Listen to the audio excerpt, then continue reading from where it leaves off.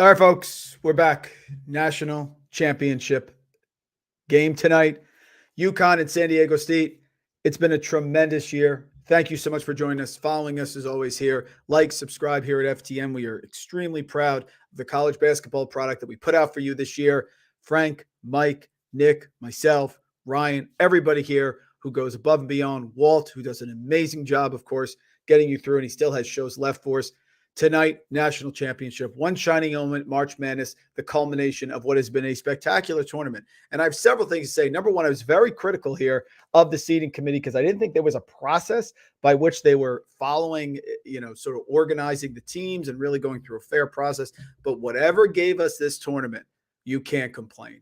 We've had buzzer beaters. We've had last second shots. We've had great performances, individual and teams. Otherwise, upsets galore. No number 1, 2, or 3 seeds in the Final Four. Just fantastic. And what you have tonight is a contrast of styles. We have UConn tonight. We have San Diego State. UConn has been dominant. They were rolling. They destroyed Miami. And San Diego State from the Mountain West, a Mountain West conference that has been maligned by everyone, including myself, for their lack of performance here, have come forward and finally made the championship game. So great for them and Brian Dutcher. We will get to the picks here, of course, but before I get to that, several things I have to say here about the game. Really want to discuss the games that we saw on Saturday. First off, number one, it was amazing to see the coaching mistakes that occurred in that Florida Atlantic San Diego State game. It really was. Florida Atlantic should be in this championship game. We should have the classic David versus Goliath. We should have the 1985 redo of Georgetown Villanova, where Georgetown was this big favorite and Villanova was the underdog. I really think Florida Atlantic would have been live. Absolutely would have been live. It would have been a fantastic championship, which I thought was going to happen. Florida Atlantic played well. Matt Bradley came out scalding hot. I told you in the betting show we went 4-3 on Saturday. Again, nice, 57%, but really wanted that Florida Atlantic win.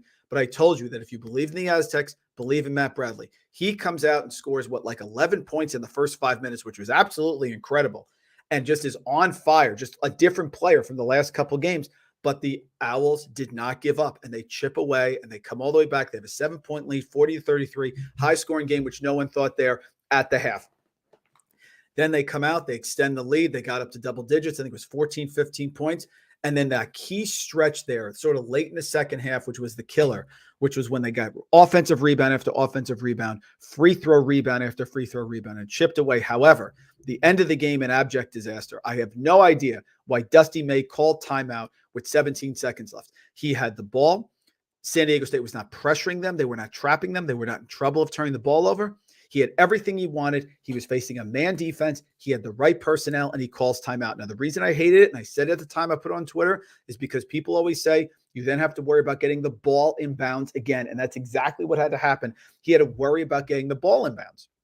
They couldn't get in bounds. They had to blow a timeout. It comes back in. John L. Davis ends up going to the basket against a rope who is much taller than him, longer with the arms. He blocks the shot. And then on the other end, Brian Dutcher talks to his team and asks them a question. Since when is the end of a game in a Final Four collaborative setting where we all sit around here, the players are fired up, we're just talking, asking, anybody have an opinion what we should do? His team says we don't want to call timeout. The problem is Bradley and Trammell, they're two players who would be more likely to hit a jump shot, are not in the game. So he goes through it. He puts his defensive team on the court only because May called the timeout. Then when he gets those people on the court, he ends up not calling timeout to put his two best offensive players in the game. And Butler, who drives to the baseline, gets cut off, doesn't know what to do. And if you saw, he snuck a peek at the clock on the other side of the court, ends up seeing this 2 seconds, just puts a shot up and it goes in. Great shot by Butler. Tremendous job. But I will tell you, two major coaching mistakes. Dusty May's the coach of the year. Can't criticize him a lot, but you don't take the timeout with 17 seconds left. I'm convinced if he didn't take that timeout, they would be playing here on Monday night. And Brian Dutcher going to go with his defensive team. You don't ask your team, Brian. You put your best offensive players on the court. He didn't do it, but Butler saved them. And here we are in the championship game. Now, the other game, Connecticut just rolled. They rolled. They dominated inside. Miami did not shoot well, had a lot of mistakes, missed a lot of easy layups, a lot of open shots they didn't make. It was a bad game not to shoot well. Yes, Connecticut's defense is solid, but Miami missed a lot of those shots. So I don't think it was all Connecticut's defense. I think Miami had a bad day to have a bad shooting night. But regardless, here we go. We have the game tonight. We're ready to move forward. Let's see if we get some comments here. We got Trevor with the UConn smash. Good luck on going 5-6 minute scoring droughts and hang with UConn. Trevor, that's sort of a spoiler alert. Baking up. Let's finish up a great year. It's been a great year here at FTN. We're so happy with yourselves. We can't wait for you to come back next year. We have so many great new ideas planned for you next year. We cannot wait. And yeah, offensive rebounds on missed free throws killed them. It did. The offensive rebounds, the second chance were terrible. But even so, if they don't call that timeout, I'm really convinced that they're here and they're playing here in this matchup on Monday night. Let's take a look. Here we go, guys. Now, if you know me and you know us here at FTN, we're always on the contrarian play. And I will tell you that my pick here is at odds with what Frank Brank has projected with our models and with Mike Kutry put out with his national championship article today. And I respect it. Their arguments are solid. Here's my counter. If you're going to tell me that San Diego State is going to win, then I want to know what's going to happen. So let's see. Matt Bradley was terrible for a long period of time. He was great last game. He was so great that Dutcher took him off the court for the biggest play of the year, but that's fine. So let's take a look. So you're telling me that Bradley is going to get hot again tonight because he really has to be. I could probably get there. You could tell me that Trammell, who actually was really good for a couple games and then was mysteriously gone last game, starts shooting well. Okay. So you're saying that Connecticut was able to contain Miami to a certain extent, and Miami, who is a much more explosive team than San Diego State, couldn't score, but San Diego State can. Okay, I guess I could get there. You want to say the bigs inside in San Diego State are going to limit Sunogo better than Miami could. That I can get to because they do have bigs inside. You want to say that they control the pace like they've controlled the pace the entire year and the entire tournament, really, against their opponent. I guess, but Connecticut right now is scoring at all three levels. They're hitting in the half court. They're hitting threes. They're pushing the pace. They're getting rebounds. They're dominating inside. So again, it's just too many ifs for me. I don't see the rationale here that the guards on San Diego State, who were totally non-existent against Florida Atlantic, a team that they should have lost to, a team where the game was over, a team where they were down 15. If they're down 15 against Connecticut, they're not coming back because they're not going to be able to get those rebounds inside with Klingon, with Sunogo, with Andre Jackson, who was in foul trouble in the Miami game. So they beat Miami, even with Andre Jackson, the Swiss Army knife, still in foul trouble the entire time. It's just too many Fs. I don't see it. I don't see how UConn, who has been the steamroller, who's been beating everybody by 15 points, beat Miami here by double digits. They are now going to slow down against San Diego State. That San Diego State, who is offensively challenged, they were 75th in adjusted offensive efficiency per KenPom coming in to the matchup against Florida Atlantic, that they're now all of a sudden going to click. They would have to either have a tremendous shooting day, the best scoring day that San Diego State has had all year long in the Mountain West, which is a substandard conference, or they would have to have just a spectacular defensive matchup. And I just don't see it. UConn is deep. I was a little maybe overly optimistic with Jordan Hawkins, with possibly him not practicing on Friday. Looked absolutely fine, banging threes right off the start of the game. There's too many options. They have to stop Sunogo inside. They didn't have to worry about Golden to a certain extent. Golden, as much as I love Vladislav Golden, was not anywhere near the offensive player that Sunogo is. They're going to have to collapse a little bit. That's going to leave shooters open. Andre Jackson is probably not getting in foul trouble a second time. The depth of Connecticut, you see that play Danny Hurley ran at the end of the half, and I'm not a huge Danny Hurley fan here with the cockiness and all of a sudden we're the greatest team ever and you knew we were going to do this. I mean, he's a little much, Danny. But you did lose a ton of games earlier in the year. But they've been dominant in the non-conference. People who haven't played them have not been able to prepare. San Diego State now has a short turnaround here. It's a 2-day turnaround that they have, which is always difficult. This offense is clicking. I have no reason to believe it's going to slow down. I am on Connecticut. I hit it right away when it came out at 6. I thought that was a crazy line. I expected 8.5, 9, 9.5, something like that. I get that San Diego State has a ton of guards. I get that their defense is great. I get that they slowed everyone else down. I also get that they were down 14 points in the second half to Florida Atlantic. I also get that they gave up 40 points to Florida Atlantic, a team that doesn't have anywhere near the potency of the way UConn is playing right now. And I also understand they needed Lamont Butler, their third or fourth best scorer, to hit a shot with no time left. Otherwise, they're not even in this matchup here. So I am on UConn, minus 7.5 for San Diego State. I am laying the points. I took the first half also. I think they get out quickly. I do not see it. If you're on San Diego State, then Matt Bradley's having 27 points tonight. That's what you think. And maybe he will. And maybe he will. Or Nathan Mensah is just going to contain Sonogo and limit him inside to a certain extent. I'm on the under. I'm on Connecticut. I think it's a Connecticut correlation. I know that everyone is on Connecticut. I know we want to be contrarian. But, guys, you can't be contrarian just to be contrarian. You can't make your bets just based on who the public's on, go the opposite side. Because the public does win. They won on Fairleigh Dickinson versus Florida Atlantic. Remember that matchup? They won on that one.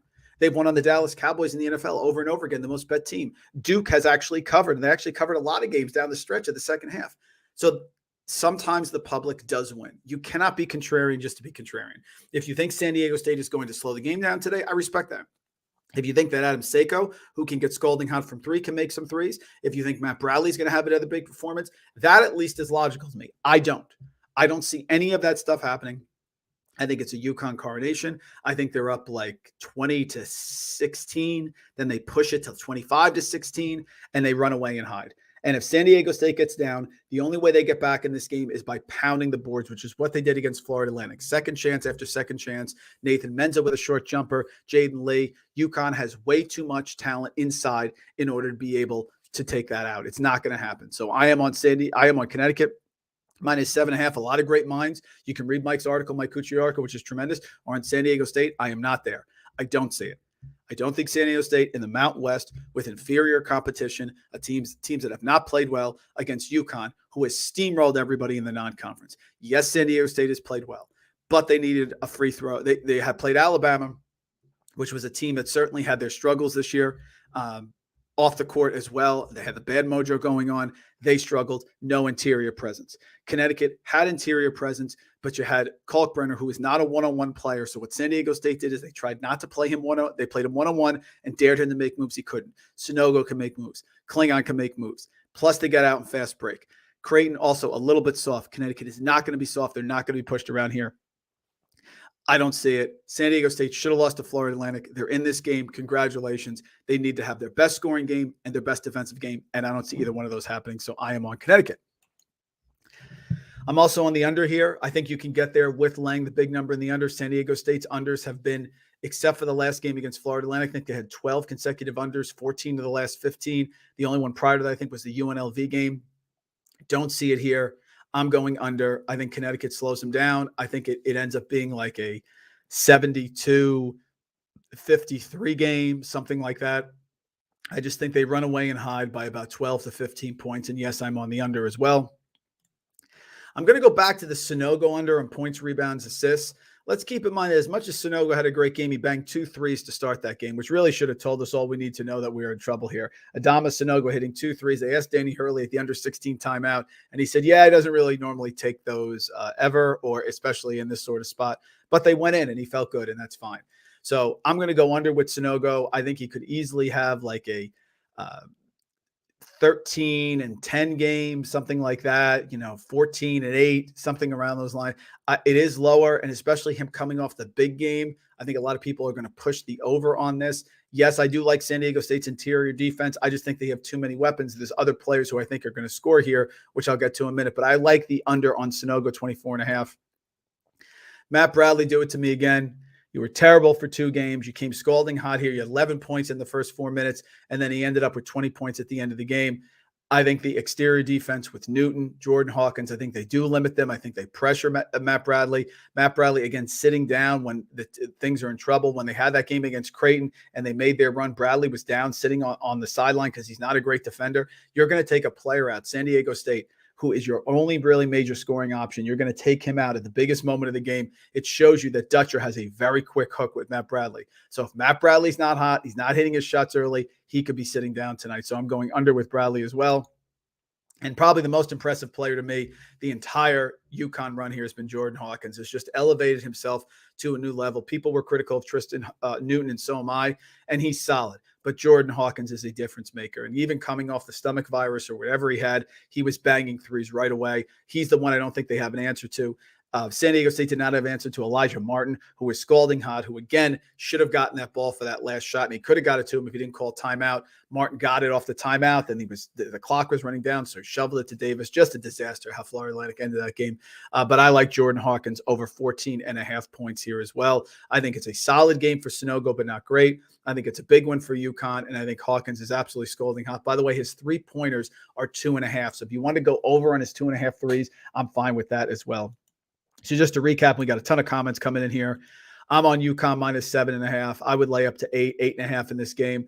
I don't see how San Diego State keeps it close. The only argument I can see is contrarian play. It's just because everyone's on one side, we're going on the other. But San Diego State should have lost. You can make an argument they should have lost to Creighton. You can make an argument they should have lost to Florida Atlantic, certainly. And now they got to come in against a more potent, a hot team that actually has an interior presence that can score, and scalding hot guards on the outside. No bueno. I'm on the under in this game, 132.5. I think it's trickling down. Like I said, I could easily see this being a 72, 58 game, something like that, around 130, 128 points. That's how I project it. I like the first half as well. I got UConn -4 in the first half. I think they get up here. And even if San Diego State keeps it close, we know it's not going to be a high-scoring game. I think the Florida Atlantic game was an anomaly. I got Sunogo under 24.5 points, rebounds, and assists. I think he can have a solid but not great game. And I do believe in Nathan Menza and Jaden Lee, who's been super impressive. Just tremendous job on the offensive boards. Maybe a little bit of foul trouble also. Klingon can come in. I think he'll have a quick hook early, just like Miami had a quick hook with Norchar Amir, who is the one player who could not come out of that game. Bradley on the 12.5. I will fade the performance here with Bradley just because I believe what I saw before was tough. And Bradley is not getting to the basket against the interior defense of UConn, so he's going to have to shoot well from the outside. And I don't think he can do it. So I'm going under with Bradley. And I believe in Jordan Hawkins, who's been absolutely lights out, scalding hot. I think Jordan Hawkins has a chance, unless Sunogo has a massive game, to be most outstanding player. He could put in 20, 24 points tonight and easily steal that as well. Let's get to some comments here. Trevor got Hawkins over 2.5 plus. Yeah, plus I think it's plus 110. Yep, I'm no problem with that. Marshall, you want FAU? So do I, my friend. Marshall, our great guy here, who, by the way, is the NBA ladder master. If you're not following Marshall here, check out his NBA bets. Just absolutely lights out. I want FAU. They should have been in the game. It just would have been great. It would have been David and Goliath. And guys, I would have absolutely been on Florida Atlantic in this game. What would you have made the Florida Atlantic UConn opening line? Well, that's the thing, Chase. Like, I think it would have been like 7.5, because I mean, maybe given what they made this one, it would have been higher. I would have assumed that you had 8.5, and I kind of liked Florida Atlantic as a better matchup than San Diego State because I think they play defense and I think they're more potent on offense. Chase, my point is, I think to win a national title, you need to have offense. The reason Virginia won their national title is because they played Texas Tech. Both teams were incredibly slow. Both teams were defensive oriented. So I think if you're going to win, you have to be able to put the ball in the basket. And Florida Atlantic can do that a lot better than San Diego State can. And you got Rob Regassa here, my good friend Rob Regassa. Caravan over 1.5 threes plus 1 3. Yes, I do. Caravan, they ran that play, Rob, for him. I think it was at the end of the half. A couple players, they ran certain plays for him. He gets wide open. He's the player they forget about. And what I like here is that I love the fact that they had Caravan, and he comes in and they leave wide open threes. They left wide open threes, San Diego State, against Florida Atlantic. And I think tonight, if you allowed Elijah Martin to score in the perimeter like that with an interior player in Golden who had 4 points and couldn't make a damn free throw to save his life, by the way, 1 of 5 from the free throw line, what are they going to allow against Sunogo? They cannot allow Sunogo to go one-on-one because I think he's better than Menza. I think he'll score inside. So I think Caravan can get some open looks as well. And Frank chimed in. Thank you, Frank. So Frank has the answer here. He's our magician with the numbers. He would have had UConn minus 7.2 against Florida Atlantic, 139.7. And I'll tell you something right now. That number is a little high. I like it because I think Florida Atlantic would have been able to run. And you know me, Frank, I would have grabbed the 7.5 with Florida Atlantic. But regardless, it's about getting hot. UConn with a tremendous start at the beginning of the year. The metrics were fantastic. They hit that rough run, but what they showed us is the teams who are not in the conference with them, like Marquette, who see them all the time and prepare, could not deal with them. And I do believe tonight that San Diego State is going to suffer the same fate. So I am on UConn minus 7.5. Folks, this is our last show. Again, thank you so much for joining us, for supporting us here. Like, subscribe. We all have the great content of college basketball. We've killed it for you, but it is only possible with your support As always, thank you. Mike Randle here for FTN College Basketball. One shining moment, folks. Nothing's better tonight. Let's see what's going to happen. I think it's going to be UConn. We'll see you tonight, folks. Thanks so much for your support all season long. Cannot wait to get back to you next year.